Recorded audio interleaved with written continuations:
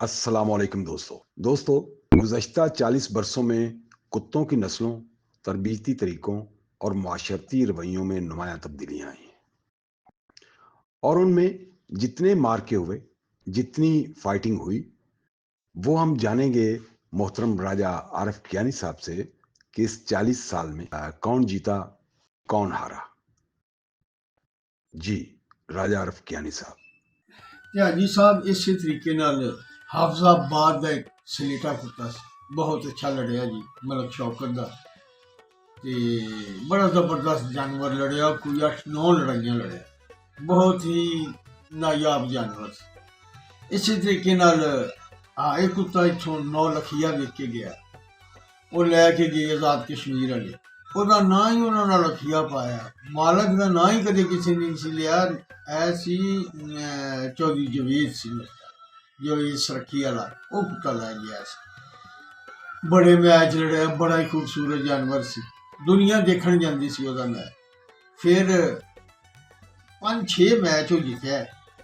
ਤੇ ਫਿਰ ਚੌਧਰੀ ਜ਼ੁਲਫਕਾਰ ਕੱਟੇ ਨੇ ਕੁੱਤਾ ਲਾਇਆ ਉਹਦੇ ਤੇ, ਸ਼ੌਕਤ ਸਦਵਾਰੀਏ ਦਾ ਕੁੱਤਾ ਸੀ ਪੱਪੂ।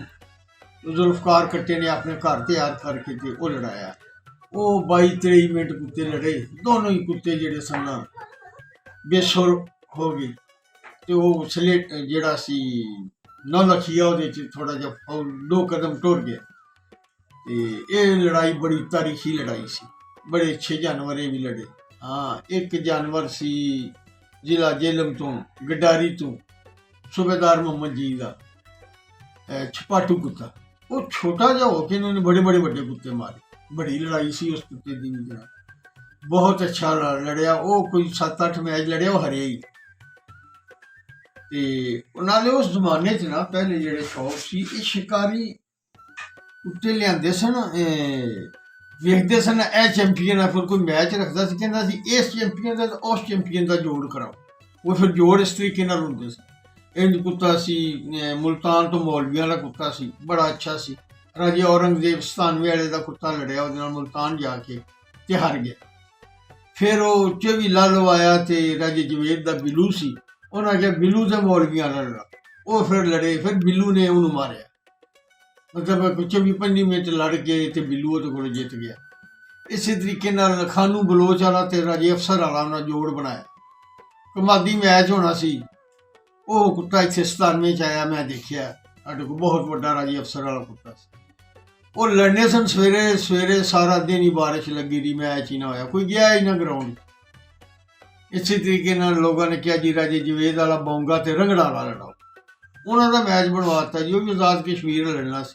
ਮੈਚ ਵਾਲੇ ਦਿਨ ਮੈਚ ਹੀ ਨਾ ਹੋਇਆ, ਉਹਨਾਂ ਦੀ ਕੋਈ ਆਪਸ 'ਚ ਕੋਈ ਸੁਲ੍ਹਾ ਹੋ ਗਈ ਜਾਂ ਕੋਈ ਐਸਾ ਜਿਹਾ ਕੋਈ ਮਸਲਾ ਬਣਿਆ, ਮੈਚ ਹੀ ਨਾ ਹੋਇਆ। ਲੋਕ ਪਹੁੰਚ ਕੇ ਮੋੜ ਆਏ, ਮੈਚ ਨਹੀਂ ਹੋਇਆ।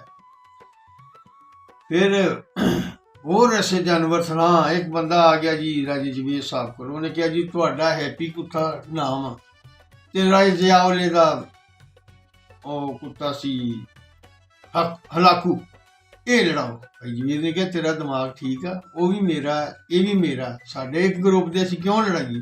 ਕਹਿੰਦਾ ਨਹੀਂ ਜੀ, ਪਤਾ ਤਾਂ ਲੱਗਣਾ ਚਾਹੀਦਾ ਅਸਲੀ ਚੈਂਪੀਅਨ ਕੌਣ। ਭਾਈ ਜਵੇਦ ਨੇ ਕਿਹਾ ਤੂੰ ਮੈਚ ਰੱਖ ਲੈ, ਅਸੀਂ ਦੋਵੇਂ ਲੈ ਆਵਾਂਗੇ, ਤੂੰ ਕੋਈ ਲੜਾਣੇ ਤੇ ਲੜਾ ਲਾ, ਅਸੀਂ ਆਪਸ 'ਚ ਨਹੀਂ ਲੜਾ। ਕਹਿੰਦਾ ਚੱਲ ਫਿਰ ਜੀ ਤੁਸੀਂ ਆਪਸ 'ਚ ਤਪਣੀ ਕਰਾ ਲਓ। ਜੀ ਕਹਿੰਦਾ ਸਾਡਾ ਦਿਮਾਗ ਖਰਾਬ ਆ, ਅਸੀਂ ਆਪਸ 'ਚ ਚੈਂਪੀਅਨ 2 ਕੁੱਤਿਆਂ 'ਚ ਅਸੀਂ ਇੱਕ ਕਰ ਲਈ। ਉਹ ਨਹੀਂ, ਫਿਰ ਵੀ ਜੀ ਪਤਾ ਤੇ ਲੱਗਣਾ ਚਾਹੀਦਾ। ਉਹ ਰਾਜੇ ਹੋਰਾਂ ਨੇ ਉਹਨੂੰ ਮਨਾ ਕੀਤਾ, ਉਹਨੇ ਕਿਹਾ ਨਹੀਂ ਇਸ ਤਰ੍ਹਾਂ ਨਹੀਂ। ਕਹਿੰਦਾ ਚੱਲ ਤੁਸੀਂ ਤੇ ਨਹੀਂ, ਫਿਰ ਮੈਂ ਜਾਣਾ ਜ਼ਿਆਉਲਾ ਕੋਲ, ਉਹਦੇ ਨਾਲ ਕੋਈ ਗੱਲ ਕਰਨੀ।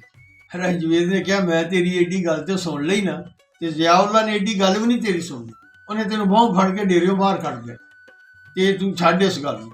ਯਾਨੀ ਕਿ ਉਸ ਵੇਲੇ ਇਹ ਹੁੰਦਾ ਸੀ। ਅੱਜ ਕੱਲ੍ਹ ਤੇ ਲੋਕ ਕਹਿੰਦੇ ਨੇ ਬਸ ਕੁੱਤਿਆਂ ਦੇ ਪੱਟੇ ਨਿਕਲਣ ਤੇ ਮੇਰਾ ਜਿੱਤ ਗਿਆ, ਨਾ ਵੇਖ ਕੇ ਲੜਾਉਂਦੇ ਨੇ। ਕੋਈ ਐਸੀ ਗੱਲ ਹੀ ਨਹੀਂ, ਜੇ ਕੋਈ ਕਿਸੇ ਨਾਲ ਲੜਾਵੇ ਤਾਂ ਫਿਰ ਜਿੱਦ ਬਣ ਜਾਂਦੀ। ਪਹਿਲੇ ਤਾਂ ਕੋਈ ਜਿੱਦ ਨਹੀਂ ਸੀ ਬਣਦੀ। ਦੂਸਰੇ ਬੰਦੇ ਜਿਹੜਾ ਕਿਸੇ ਦਾ ਮੈਚ ਹੁੰਦਾ ਸੀ, ਉਹ ਕਹਿੰਦੇ ਸਨ ਮੈਂ ਉਹ ਮੰਗਣਾ ਹੀ ਚੈਂਪੀਅਨ, ਤੇ ਦੂਸਰੇ ਨੂੰ ਕਹਿੰਦਾ ਸੀ ਤੂੰ ਉਹ ਮੰਗ ਲੈ, ਇਹ ਦੋਵੇਂ ਆਪਾਂ ਮੈਚ ਲੜਾਈਏ, ਰੌਣਕ ਬਣੇ। ਇੰਝ ਸ਼ੌਕ ਹੁੰਦਾ ਸੀ। ਤੇ ਇਹ ਜਾਨਵਰ ਜਿਹੜੇ ਸਨ ਤੁਹਾਨੂੰ ਮੈਂ ਲੈਜੈਂਡ ਦੱਸੇ ਨੇ, ਇਹਨਾਂ ਜਾਨਵਰਾਂ ਦੀ ਅੱਗੇ ਹੀ ਬਲੱਡ ਲਾਈਨ ਚੱਲ ਰਹੀ ਹੈ।